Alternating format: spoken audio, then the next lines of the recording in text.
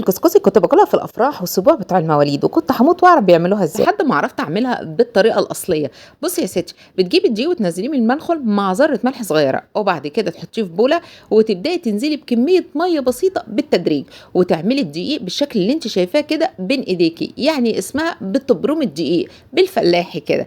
بتبرميه بس اوعي تخليه عجين، علشان كده تنزلي بكميه الميه بالتدريج، ما تنزليش كلها مره واحده، الا تلاقي الدقيق بقى معاكي عجينه. انا مش عايزاه عجين، لحد ما تخلصي كل الكميه بالطريقه اللي انت شايفاها وطبعاً كده. كميه الميه بتختلف من دقيق للتاني، في دقيق هياخد منك كميه ميه اكتر من الدقيق تاني، طبعا بيرجع لنوع الدقيق وانت شغاله تقدري تحددي. المهم ان انت توصلي للنتيجه اللي انت شايفاها بالشكل ده.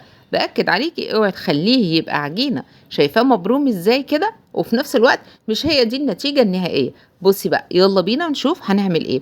هتجيبي بقى صينيه كبيره، وانا هشتغل بالمنخل، ما انا هعمله بالطريقه الاصليه، الطريقه الفلاحي الاصليه.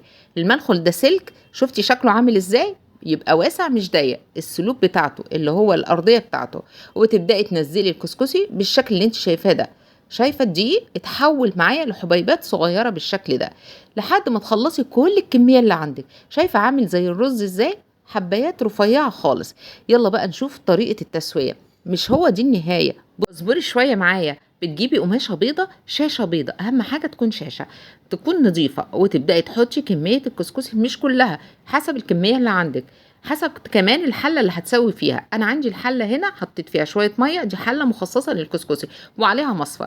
وبدات احط حبه الكسكسي اللي انا حطيتهم في القماشه، بوريك اهو شكل الحله في قلب المصفى، وتخليها كده عامله زي البقجه، وبعد كده تحطيها في الحله وتغطي عليها. هتسيبيها على النار حوالي ساعه الا ربع، ما تستعجليش عليه، هيستوى هو كده بالبخار.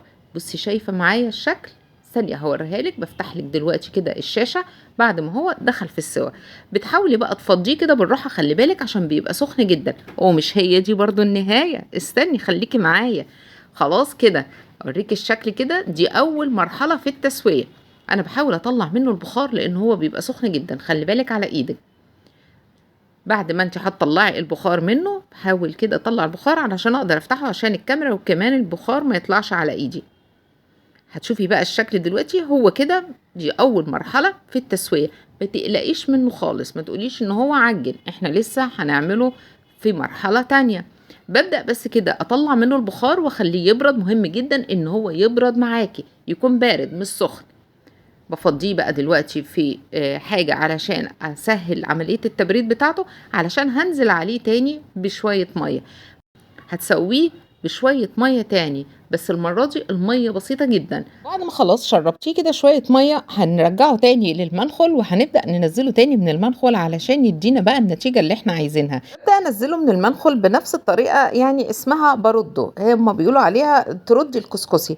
وهبدأ بقى احطه تاني في الشاشة وارجعه للحلة عشان يستوى مرة تاني، بس المرة دي مش هياخد سوا كتير، يعني حوالي كده تلت ساعة. خلاص دخل معاكي في السوا بالشكل بقى اللي انت، وهتسيبيه بقى يبرد. طبعا بتبداي تفضيه اول ما بتنزليه، ما تقلقيش، ما تقوليش ان هو كده معجن، لا بالعكس. بصي بعد ما برد وانا فردته كده، شايفه شكله عامل ازاي؟ عامل زي حبيبات الرمله بالظبط، ولا معجن ولا ناشف، بسم الله ما شاء الله. وهو دافي بقى تقدري تحطي عليه الزبدة بتاعتك او السمنة الفلاحي حسب رغبتك. عايزة تشيليه بقى زي ما هو وعند الاستخدام تحطي له الزبدة، مفيش مشكلة. تبدأي تحطي بقى السكر عليه، سواء بقى بتحبيه بالسكر او بتحبيه بالشوربة، حسب طبعا كل واحد وذوقه في الاكل. واقدر اقول لكم كده الوصفة خلصت، ويا رب يكون الوصفة عجبتكم، وبألف هنا.